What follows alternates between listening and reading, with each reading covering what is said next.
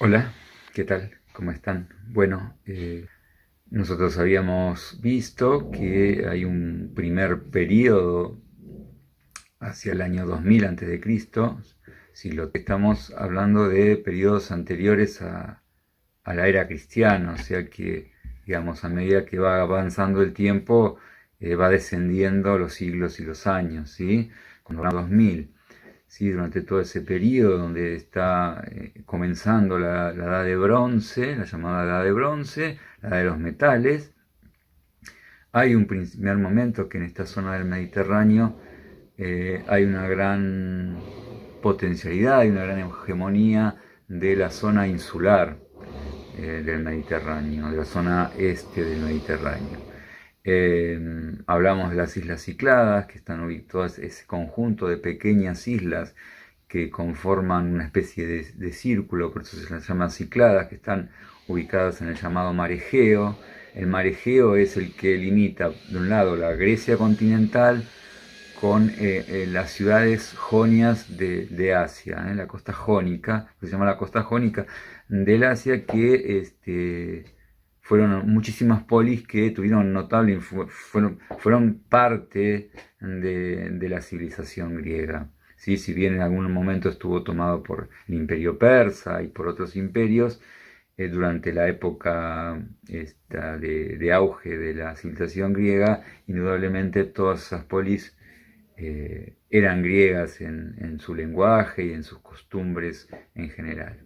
Bueno, dicho que entonces las Cícladas, las islas, luego la preponderancia y la importancia de Chipre, bien al este del Mediterráneo, y después esta civilización que analizamos con más detalle en la clase anterior, que es la civilización minoica que fue desarrollándose. Hay un periodo de enorme desarrollo y de enorme centralidad de esta civilización, sobre todo entre los años 2000 y 1400, que lo que se dan llamar el Minoico Medio, y también como dice su gran descubridor, Arthur Evans, los periodos palaciegos, segundo y primero palaciego. El gran poderío, esta suerte de talasocracia de la cual hablamos, es decir, un estado fuertemente concentrado en la comercialización marítima, con una gran flota naviera y un gran intercambio de sus productos y de gran comunicación no solo con el Asia, sino también con la Grecia continental, que empezaba a desarrollar sus ciudades y sus pueblos de manera creciente, y por supuesto, como dijimos, con el famoso río Nilo y el gran imperio egipcio. Dijimos que después de esta civilización, hacia el año 1400, al final del segundo periodo palaciego, algo sucede, o una serie de acontecimientos suceden en la isla que provocan su derrumbe y su caída.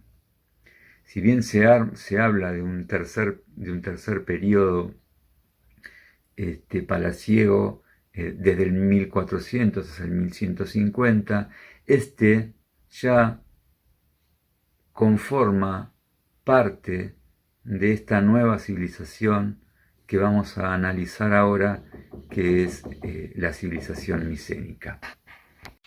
Entonces, ya ahora con la civilización micénica, que es la que vamos a abordar en esta clase, ya nos desplazamos hacia la zona continental. Ahí se van a producir en los próximos siglos todas las grandes culturas y civilizaciones de aquí en adelante, hasta llegar a Alejandro Magno y todo su proceso de expansión, que derivó en un enorme imperio que abarcó la zona de Anatolia, la zona del Oriente Próximo y hasta Egipto. Un impresionante imperio, pero el cual nosotros no vamos a trabajar porque nos interesa trabajar, por un lado, esta civilización micénica. Después en Grecia vino una edad llamada la Edad Oscura, después la Edad Arcaica, en donde se van a ir generando una creciente organización de los estados y de organización política cada vez más complejas y más ricas, hasta llegar a la Atenas y Esparta del siglo V, que son las que nos interesa también desarrollar y analizar un poco. Pero entonces, metámonos un poco a analizar esta Grecia continental geográficamente, porque me parece que es importante más o menos tener el panorama, ¿no? Nosotros decimos que la Grecia continental está ubicada en la llamada península de los Balcanes, que es la península más al este del Mediterráneo, al norte del Mediterráneo, y que Grecia está formada, está ubicada al sur de esa península.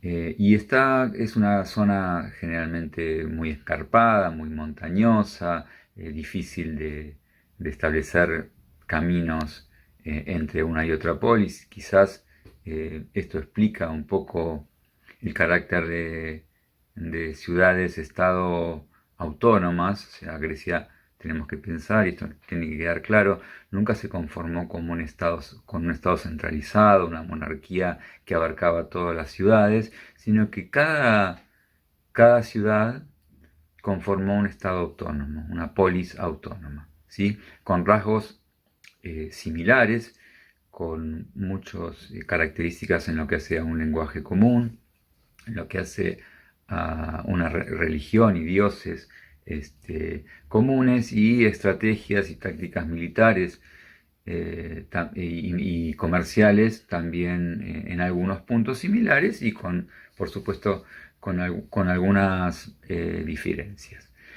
Por un lado tenemos una península que es la península del Ática, donde se va a ubicar Atenas, y por otro lado una especie de isla, no realmente una isla porque está unida al continente por el Istmo de Corinto, pero es la zona más grande, más extensa, que es el llamado Peloponeso, donde va a estar ubicada la mayoría de estas ciudades-estado que van a originar esta civilización en la que llamamos micénica. Ahí también, en esa zona del Peloponeso, siglos más tarde va a crecer esa otra gran polis que fue Esparta, ¿sí?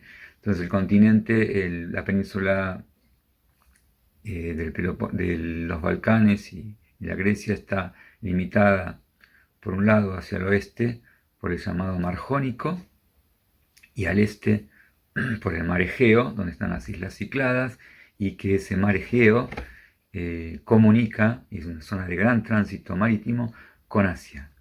Y no solo con Asia, sino con todo este grupo de ciudades, polis, que bordean esa costa asiática, que son poligónicas y fuertemente griegas en sus costumbres, ¿sí? Vamos a arrancar entonces un poco con esta civilización micénica.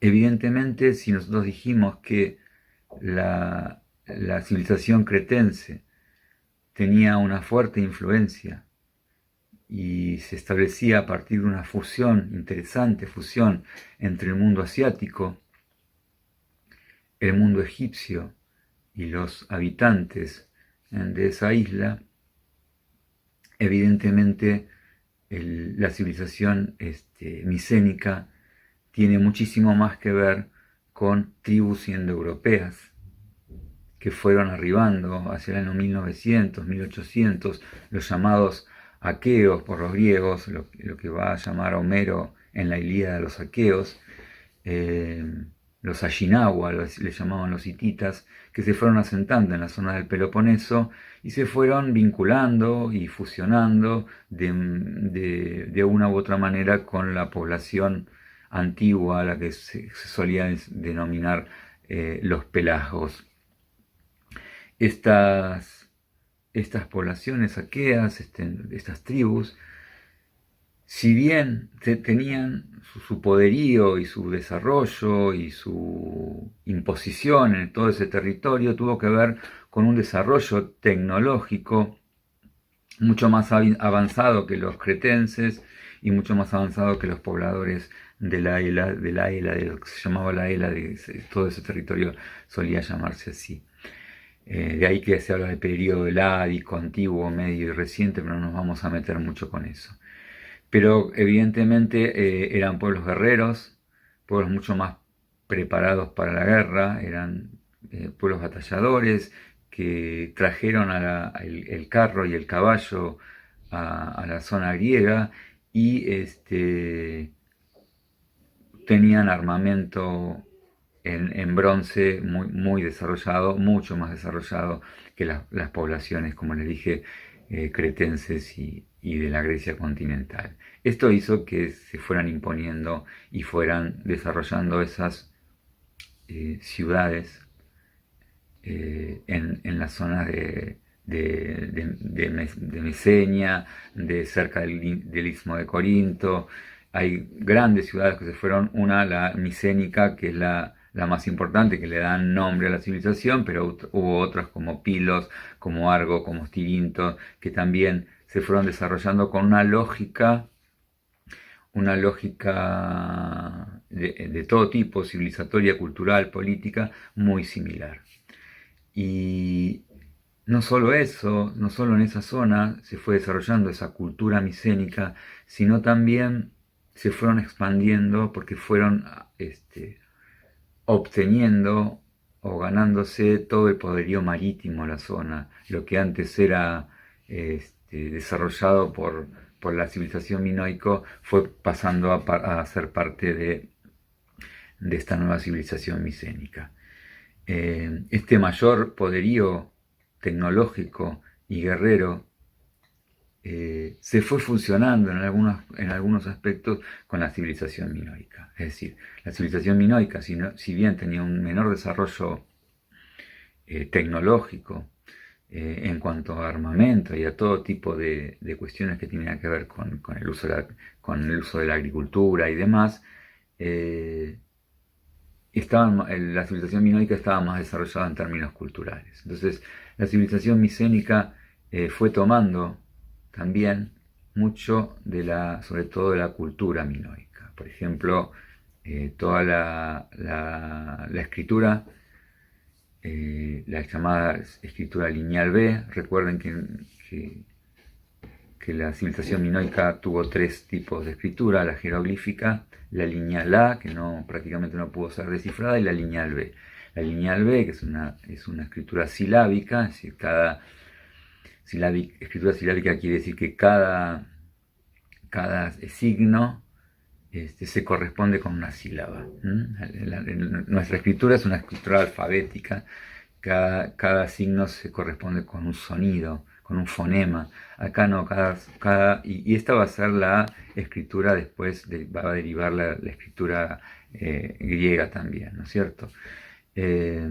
Mucho de la religiosidad, mucho o poco que había en Micenas tiene que ver con la civilización minoica también, y todo el trabajo de cerámica también ha obtenido influencias de la minoica, pero ha también desarrollado sus propias técnicas, sus propios conocimientos, ¿sí?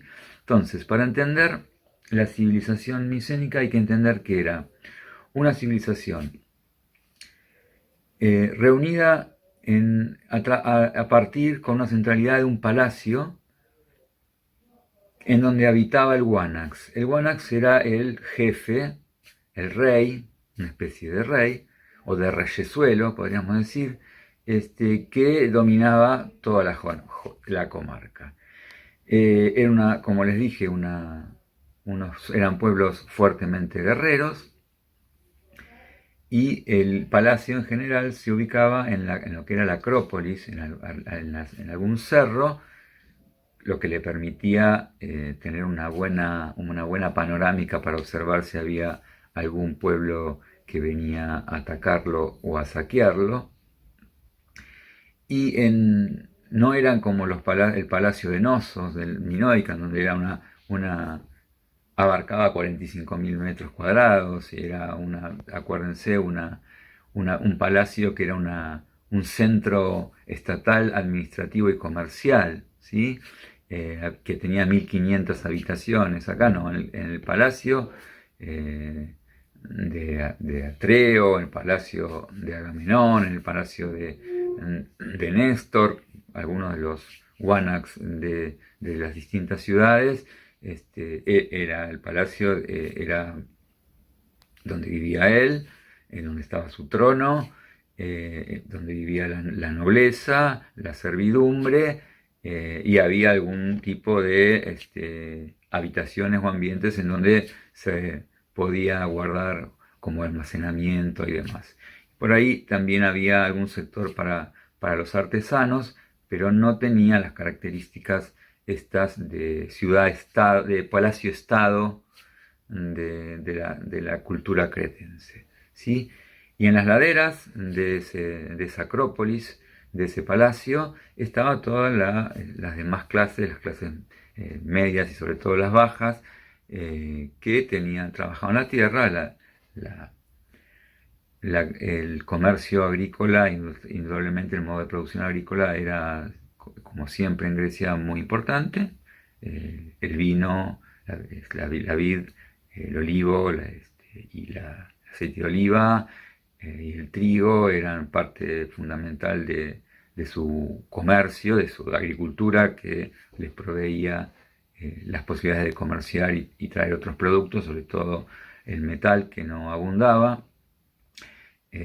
Los animales, la vaca, la cabra, la oveja, la lana, y gran parte de la producción de alfarería y de orfebrería, para lo cual tenían artesanos muy dotados, muy preparados, y que llevaron esta cerámica y esta orfebrería por todo el Mediterráneo. O sea, se han encontrado colonias micénicas en Asia, colonias micénicas en el Oriente Próximo, colonias micénicas en Italia, y hasta se han llegado a encontrar colonias micénicas en el sur de Inglaterra.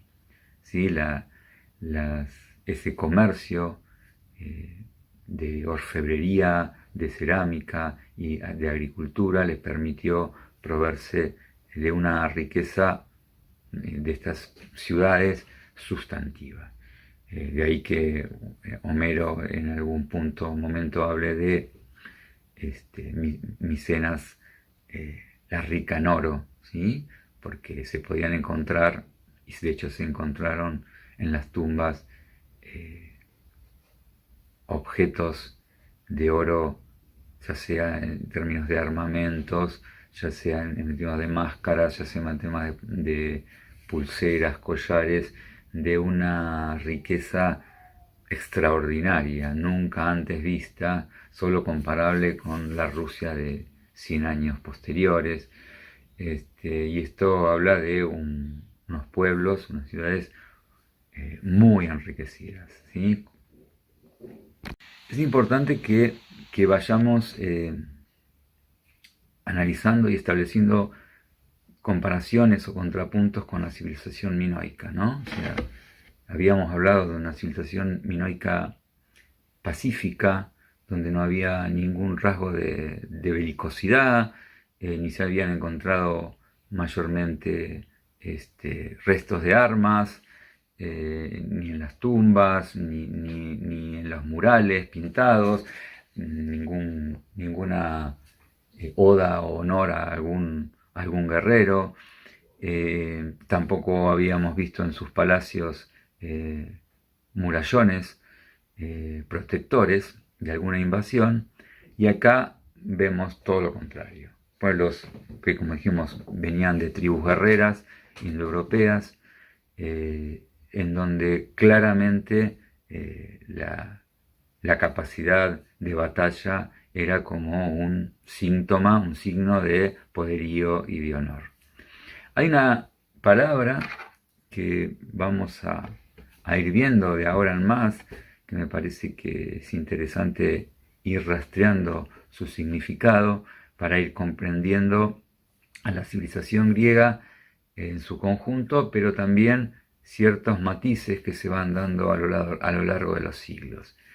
Cuando el otro día en la clase anterior hablamos de la genealogía, una de las cosas que decía ese texto que les leí es esta prudencia o que tener cuidado de pensar que el significado de las palabras se mantiene siempre igual. Esto tiene que ver con la necesidad de entender las palabras y sus significados en su contexto histórico. Una palabra que tuvo un significado en algún momento puede en otra época ser tomado con un significado diferente, ¿sí? La palabra, el concepto que vamos a ver hoy es el concepto de Aristos, que tiene que ver con la aristocracia, y que de esa palabra, del aristócrata, se va a derivar la palabra arete. Esta palabra, arete, tiene que ver con una especie de condición moral y cívica que se valora como la de excelencia, una especie, una arete virtuosa, tiene que ver con el sinónimo de virtud, pero cada época histórica puede tener distintos significados asignados a la virtud. Lo que es virtuoso en una época puede no serlo para otra. De hecho, sabemos que es así. No es casual tampoco que el arete como valor derive de la palabra aristocracia, porque digamos eran los aristócratas los que tenían arete, los que tenían la virtud. ¿Y quién eran los aristócratas en la época micénica? Los guerreros. ¿Quién era el que tenía mayor arete? Bueno, el que tenía la mayor fuerza, la que era el mejor guerrero, el guerrero más arriesgado, con más templanza, con más valentía. Y esto claramente se puede ver a través de el relato de la Ilíada, el libro épico de la historia de la guerra con Troya, que es una narración que tiene que ver con la edad micénica, ¿no es cierto? Y claramente quienes conformaban la arete eran los que tenían esa potencia guerrera, esa valentía propia de un Aquiles, propia de un Agamenón, propia de un Héctor, propia de un Ulises, ¿sí? En una tribu guerrera, el que manda, el que tiene el más virtuoso, es el más fuerte, el que entre dos va a vencer en una batalla. O sea, la fuerza física era un valor puesto por encima de todas las cosas. Y hay otra palabra también importante para entender el mundo griego, quizás hasta más importante que el arete, que es lo agonal. ¿Sí? Lo agonal tiene que ver con esto de esta necesidad de ser el mejor en todo. ¿Sí? Aristóteles también quiere decir los mejores, ¿sí? Y los mejores en la época micénica eran quienes tenían más fuerza, el mejor guerrero, el mejor en la batalla. Esto es importante tenerlo en cuenta. Y acá aparece, y es necesario hacer mención a un personaje singular que es Heinrich Schliemann, que era un alemán, persona que había de clase baja, que había devenido un comerciante millonario y de ahí dedicado como hobby a la arqueología y un apasionado del texto de la Ilíada de Homero. Y hasta ese momento, estamos hablando de mediados del siglo XIX, ¿no? 1822 a 1890 vivió este hombre. Hasta ese momento se creía que la Ilíada era un relato fantasioso, mítico, una leyenda que no había existido en la realidad, pero Schliemann estaba convencido de que sí había sido cierto esa batalla entre el- la Grecia de Agamenón y Troya. Y se fue a esta zona de Turquía en donde supuestamente, de acuerdo a los datos bastante vagos que el texto de Homero narraba, empezó a excavar y empezó a buscar y terminó apareciendo esta famosa ciudad de Troya, que no solo apareció una ciudad de Troya, sino que aparecieron 9 ciudades de Troya, porque digamos, Troya había sido de alguna manera, por alguna cosa destruida y vuelta a fundar y vuelta a fundar. De alguna manera fue encontrando los restos de las distintas Troyas uno arriba de la otra. Es más, aún no se sabe bien cuál de esas Troyas fue la que protagonizó esta gesta épica de la batalla de Troya. Lo cierto es que fue un suceso extraordinario para la época y más adelante, unos años más adelante, Schliemann viaja a Grecia, a la zona del Peloponeso, y empieza a buscar esta civilización micénica, esta civilización de Agamenón, que Agamenón, para quien no tenga idea, que no haya leído la Ilíada, era el Guanax principal que comandó el, el viaje a Troya, los barcos y y quienes participaron de este grupo de griegos que participaron en la batalla de Troya. Hay que entender que, como les dije antes, no había un poder central. No era, la civilización micénica no era un imperio, ni había un rey que centralizaba, sino que cada Wanax imponía su poderío y su autoridad dentro de su ciudad.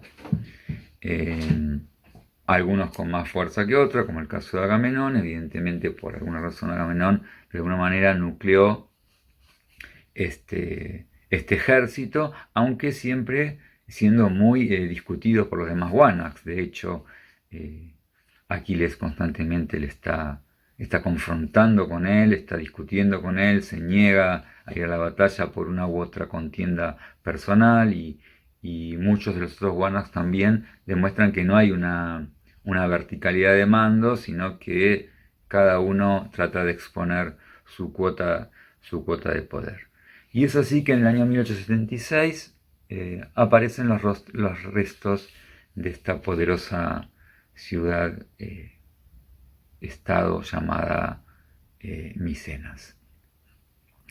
Y ahí, a través de los restos arqueológicos, se pueden establecer muchas de las reflexiones y análisis que podemos hacer en esta época, ¿no? En principio, ¿qué podemos ver en Micenas? Bueno, podemos ver que esta ciudadela está conformada dentro de una enorme muralla que los griegos llamaban muralla ciclópea, porque los griegos de la Grecia clásica no podían creer que el hombre hubiera podido hacer estas, estas murallas megalíticas con piedras de enorme peso, de trasladarlas, de colocarlas. Por lo tanto creían o decían que habían sido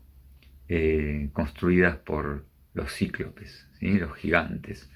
Lo cierto es que nosotros tendemos a pensar que en esta ciudad estaba conformada por una gran estratificación social, con un número importante de esclavos, a los que llamaban doeris, de una manera esclavos que permitieron en un número que permitió tamaña construcción, ¿no? Acá hay otro contrapunto que podemos hacer con la minoica, ¿no? Donde hablamos de que no había rastros de, de esclavos, de un modo de producción esclavista, y por otro lado, que había una suerte de estrechamiento o aplanamiento social, ¿no? Yo no voy a decir una expresión de igualdad absoluta social, pero sí aparentemente de mayor igualdad y mayor armonía, ¿no? En cambio acá está claro que tenemos clases sociales muy determinadas, ¿no? Por un lado el Wanax, por otro lado una clase noble que está formado por gobernadores o ministros, digo, esto es un poco anacrónico, pero que cumplían esa función de funcionarios estatales, algunos personajes que tienen que ver con el ejército, los jefes del ejército, los generales, y después toda una clase media, pequeña, que tenía que ver con comerciantes, con artesanos, y la clase baja, que indudablemente la más abundante, como suele pasar, conformada por los campesinos, los artesanos, los pastores, los que se dedicaban a la vida rural, y los esclavos, ¿no? Por supuesto. Y dentro de esta muralla, que dijimos que estaba formada por unas enormes piedras y eran de tal envergadura que podía llegar a tener entre 8 y 10 metros de espesor, ¿sí? Y hasta 15 metros, torres de 15 metros. Está claro que esto habla de una ciudad-estado que se conformaba con una mentalidad guerrera, ¿no? De protección de, de, sus, de su territorio, de su ciudad, y que además ellos mismos salían a saquear, salían a piratear. De hecho, digamos, la mayoría, seguramente, por lo que se sabe, de los doeris, de los esclavos, tenía que ver con estas personas que eran reclutadas en estos saqueos de otros territorios. Lo mismo pasaba con las mujeres, bueno, esto se ve claramente también en la Ilíada. Muchas de las esclavas tenían que ver con concubinas, con mujeres a las que eran por ahí hasta de alcurnia de otros territorios, que eran tomadas para el trabajo de sirvienta o de concubinas. De hecho, la primera discusión que se genera entre Aquiles y Agamenón tiene que ver con sus concubinas, con una discusión en torno a ellas, a Briseida y a Criseida, ¿sí? Y bueno, dijimos entonces que dentro de estas murallas se conformaba encima de la montaña el famoso palacio, un palacio que tenía notorias diferencias, como les dije antes, con los palacios minoicos, donde había una estructura central que era el llamado Megaron, que era una especie de sala principal, en donde en el centro había un hogar, un gran hogar, y estaba el cetro real, y con columnas, con 4 columnas sosteniendo toda la estructura, con algunos patios externos, y ricamente adornado para el Wanax, que evidentemente tenía una centralidad en la autoridad absoluta, ¿sí? Otra de las cosas que se encontró en Micenas es una serie de cementerio, una especie de cementerio, dos cementerios en realidad, llamados el círculo B y el círculo A. El círculo B se encontró primero y el círculo A unos tiempo después, tenía una forma circular y en cada círculo había claramente un empozo en donde se depositaban a los esqueletos, a los muertos, fueron encontrando los esqueletos y en donde tenía una piedra vertical generalmente con figuras de cacerías o de batallas, dando cuenta de este espíritu guerrero, y Eichmann encontró cantidad impresionante de riquezas, o sea, depositadas en esos féretros. Había muchísimos artículos que tenían que ver con el armamento griego, armamento micénico, con la llamada panoplia, que era el equipo que utilizaban de protección en las batallas, mucha artesanía y orfebrería en oro, y sobre todo esta idea que da cuenta de que en esos féretros no iba el campesino, no descansaba o yacía el campesino, las clases bajas, sino que hablaba de gente que pertenecía a la nobleza, que tenía una capacidad de, de, de tener estos elementos de alta riqueza, y además de que se le rendía un culto que en la civilización minoica de ninguna manera se había visto. Y por otro lado, más adelante, ya fuera de la zona central, se han encontrado otros lugares en donde se depositaba a los muertos, más fastuoso todavía, que se llamaban los tolos, que estaban ubicados en las laderas de las montañas. Había como un pasillo llamado dromos. El más importante, por ejemplo, creo que se llama donde yacía el tesoro de Atreo, que se encontró que era un pasillo, un dromos de 30 metros de largo, con unas paredes altísimas, que daban a un portón también de piedra enorme de 10 metros, con estructuras de piedra muy pesadas, de mucha dificultad, digamos, de mucho trabajo para su colocación, y después adentro una habitación, una bóveda de 15 metros de diámetro, de 15 metros de altura, con una forma de falsa bóveda, lo que da cuenta también de unas posibilidades arquitectónicas bien singulares, y dentro de esos tolos grandes riquezas ubicadas en esos tolos. Lo que vuelve a hablar de esta sociedad profundamente jerárquica. Otro análisis que cabe hacer es el tema de, otra vez, esta búsqueda de los olvidados de la historia, en este caso de las olvidadas de la historia, que tiene que ver la relación y el lugar que ocupaban las mujeres en esta civilización, que va a ser diametralmente diferente a la centralidad que tenía en la civilización minoica, ¿sí? Este posicionamiento en términos de igualdad, podríamos decir, y hasta como habíamos dicho, con algún resabio de sociedades matriarcales. En el caso que nos ocupa de la civilización micénica, esto cambia radicalmente.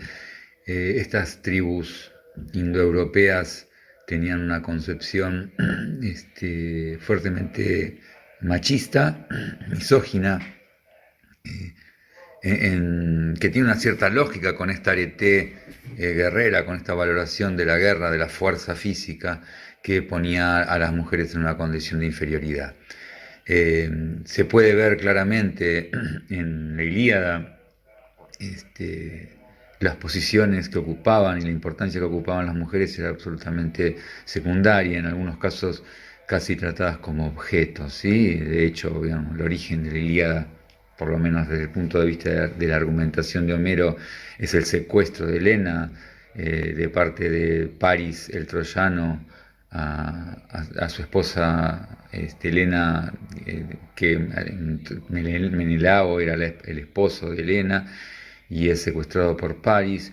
La relación que tiene con las concubinas, tanto Agamenón como Aquiles, esclavas, eh, expropiadas de alguna manera de sus familias y de sus territorios. Esta posición absolutamente sumisa de la mujer se va a ver también en la Odisea con la espera de Penélope de la vuelta después de muchísimos años de su esposo Ulises y todo lo que hace para que los pretendientes se mantengan a raya. Y esta posición de la mujer va a pervivir, va a seguir durante toda la civilización griega posterior. ¿Sí? La posición el lugar de la mujer en Atenas va a ser en su casa, en la oikía, como le dicen, en el mundo doméstico, y a eso se va a remitir su vida. No va a ser ni considerada ni como ciudadana, ni va a tener derechos políticos. Sus derechos están en el plano doméstico, en su casa, en su oikos, pero no solo en eso, sino que en cierto sector, en un sector, en ciertos ambientes que se llamaban el gineceo, en donde se desarrollaba la vida doméstica con sus hijos, con sus sirvientes y demás. Salvo las mujeres jónicas, de las polijónicas, que tenían, por influencia del Oriente, algún otro tipo de participación, alguna otra importancia dentro de la sociedad y eran más proclives a tener una vida pública. De hecho, hubo algunas mujeres jónicas que llegadas a Atenas pudieron sostener ese posicionamiento de igualdad frente al hombre. La mujer de Pericles es un caso, el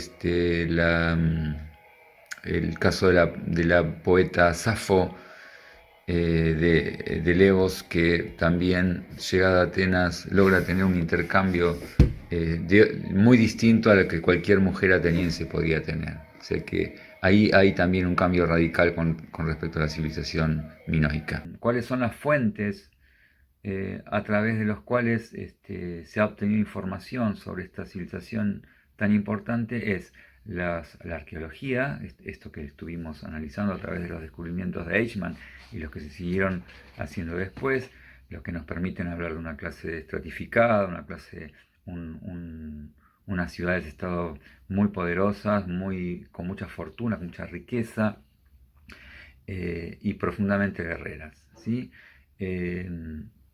Si nosotros vemos, por ejemplo, en las tumbas referencias a cacerías, a batallas, vemos que tenía una centralidad todo esto. Y esto también tiene que ver con lo que nosotros estudiamos, las prácticas corporales, ¿no? Si la Grecia minoica ponía énfasis, ponía foco en la flexibilidad, en la agilidad, acá está claro que el arete y el valor y el énfasis va a estar puesto en la fortaleza física. En la fortaleza física y en una suerte de arete guerrera de manera extrema. Esto se ve claramente en la Ilíada, la otra fuente a través de la cual podemos obtener información. El valor, digamos, máximo del guerrero es morir en batalla.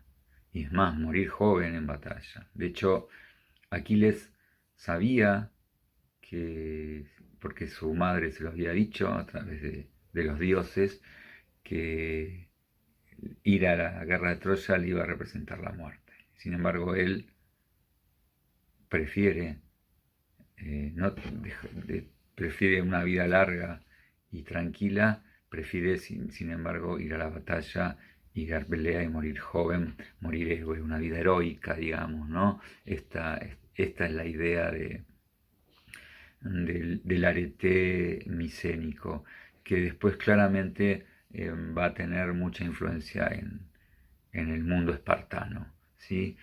Nosotros podemos ver esto, ¿no? El entrenamiento para la guerra, el entrenamiento para la batalla, la fortaleza física, la valentía, el arrojo, podríamos decir la temeridad, ¿no? Ser temerario, ¿no? No mirar, no tener cautela, no tener prudencia, ir al frente, ¿sí? El personaje central de la Ilíada es Aquiles, y Aquiles quien es el mejor guerrero. ¿Sí? Aquel más fuerte, aquel que vence en la batalla, es el más ponderado y el más adorado. La cacería también tenía gran importancia dentro de lo que podemos decir actividades físicas y prácticas corporales. La caza del jabalí, hay muchísimas murales, cerámicas que dan cuenta de este arte de la cacería del jabalí, animal nada sencillo, inclusive tenían una diosa de la cacería siempre va a tener importancia en Grecia, y podemos encontrar, y después lo vamos a ver a lo largo de la cursada, una linealidad en el cual podemos encontrar algunas relaciones entre el mundo de la cacería y el mundo del deporte, ¿no es cierto? Y otro tema importante que me parece que vale recordar y puntualizar es en la Ilíada. Primero les aconsejo la lectura de la Ilíada, ¿no? Por supuesto. La primer gran historia épica. Como les dije, Aquiles es uno de los personajes centrales, si no es el central, y tenía su gran amigo, amante, sobrino Patroclo. Patroclo, por un gran malentendido, bueno, para darles un poquito más de detalles, Aquiles se negaba a ir a la batalla por una pelea con Agamenón.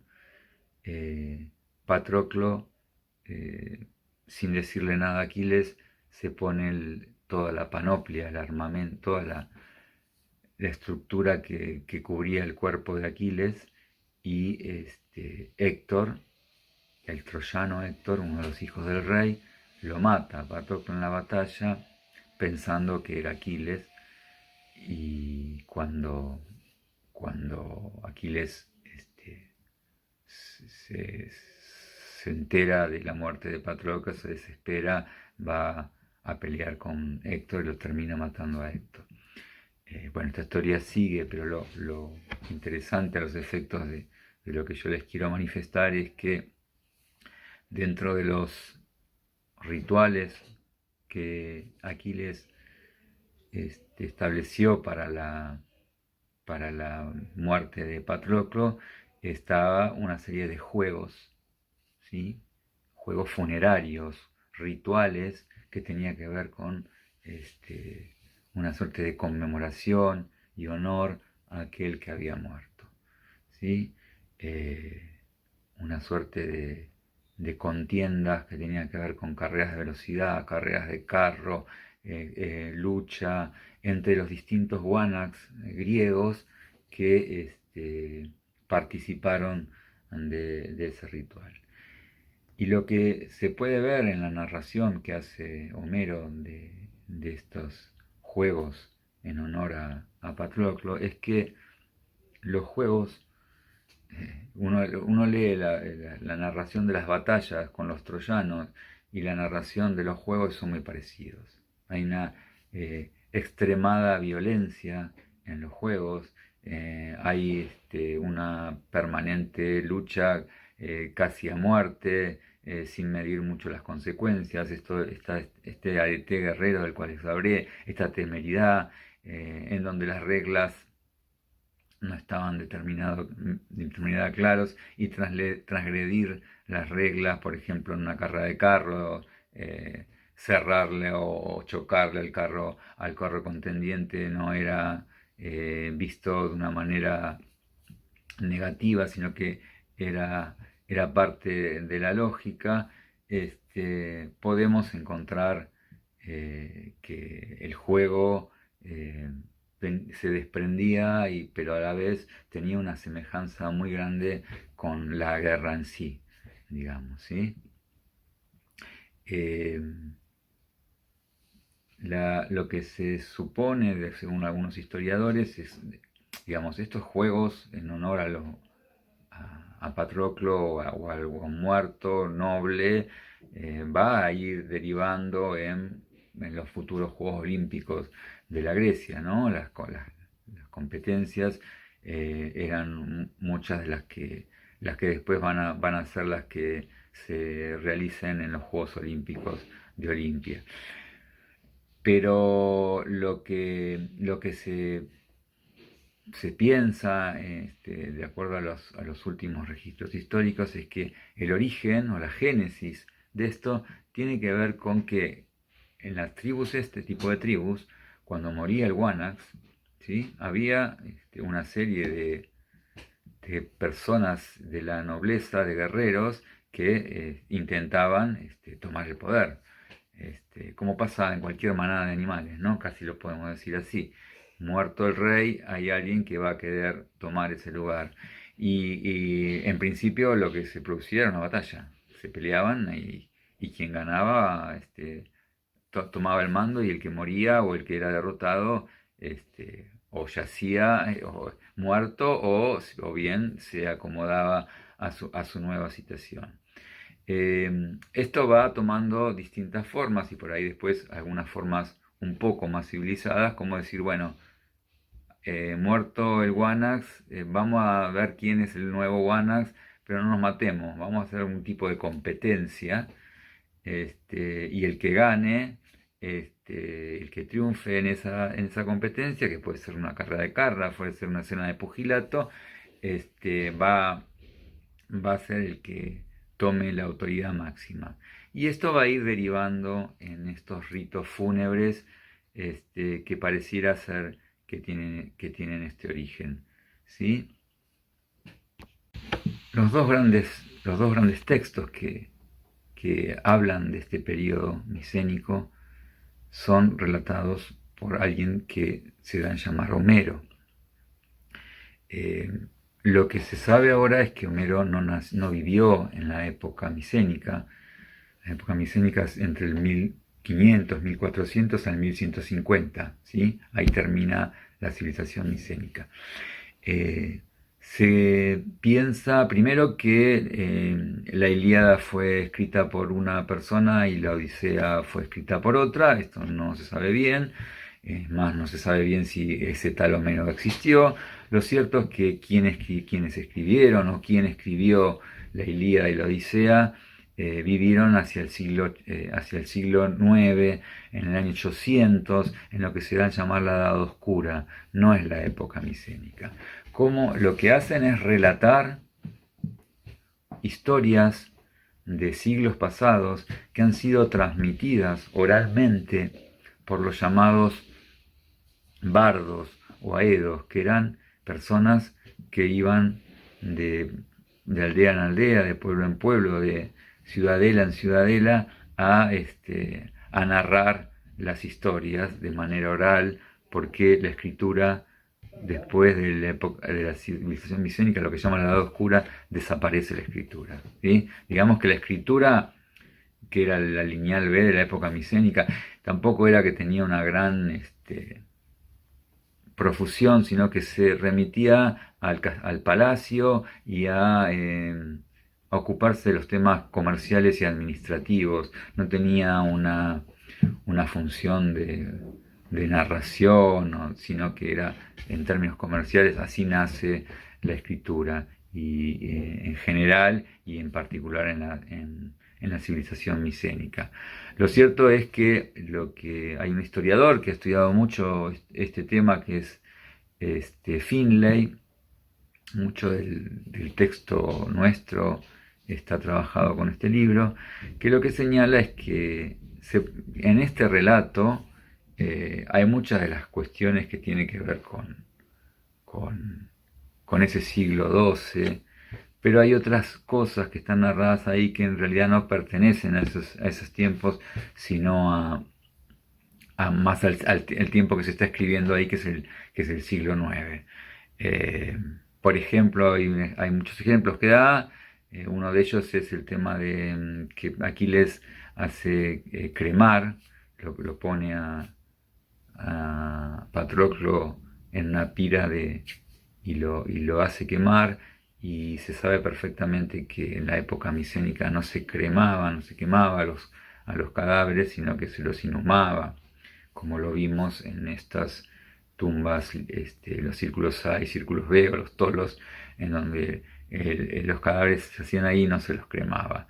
La cremación y el hecho de quemar a los muertos va a venir después del siglo 1900, y entonces ahí hay una suerte de cambio en el relato. Por otro lado, otra de las cuestiones que Finlay dice es que hay ciertas cuestiones que tienen que ver con la centralidad del mando y el poderío de estas ciudades, que no pertenecen a esa época del siglo XII. Los, los trípodes, los calderos que le ofrecía Agamenón a Aquiles para que fuera a la batalla, si ella batallaba, o las cantidades de ciudades que le iba a dar, parece ser exagerada en función de que en realidad Agamenón tenía un poder sobre su ciudad y no mucho más que eso. Por lo tanto, estamos hablando de una épica, una especie de leyenda épica en la cual habían pasado 300, 400 años, que en ese transcurso de oralidad y de contarse y de narrarse de uno a otro, fueron modificándose cosas, y hay mucho de verdad y también mucho de mentira.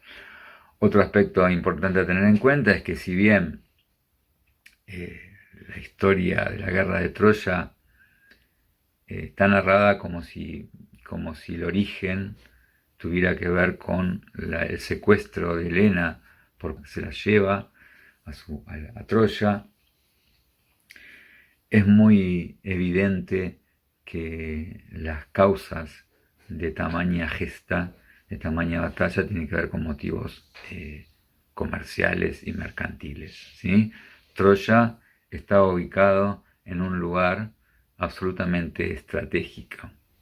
Era el lugar de comunicación con el Asia, el lugar de comunicación con el Mar Negro. Estaba ubicada en lo que ahora se llama el Mar de Mármara, que en ese momento se llamaba el Helesponto, y que es un pequeño mar angosto que comunica el Egeo con el Mar Negro, y era un lugar comercialmente estratégico, y que de alguna manera Troya seguramente a los barcos o a las embarcaciones que pasaban por ahí o no les permitía pasar o les cobraba un tributo. Evidentemente esto no le causaba mucha gracia a estos griegos, a estos micénicos que pretendían tener la hegemonía sobre el comercio marítimo. Por último, para terminar, hacia el año 1100, más o menos, hay una caída abrupta, violenta, de toda esta civilización micénica. No es un deterioro progresivo que se da, sino una irrupción violenta de algún suceso que genera esta desaparición de estas grandes ciudades-estado. Algunos señalan que puede haber tenido mucho que ver con la llegada de los dorios, pueblos también guerreros indoeuropeos, que quizás ya tenían la tecnología del hierro superior a la del bronce, y alguna otra tecnología militar guerrera superior, que evidentemente provocó toda una edad muy oscura del terreno griego, donde se perdió gran parte de su población, cayó muchísimo la demografía de la zona, la prosperidad de sus habitantes, muchos se fueron, emigraron, este, no hay mucho registro histórico porque tampoco no hubo más escritura, y prácticamente todo lo que fue la civilización micénica y los grandes palacios desaparecieron por una época bastante larga, ya les digo, entre el 1100 y el 800. Es una etapa de mucho eh, deterioro civilizatorio, comercial, poblacional de esta zona de Grecia. ¿Mm?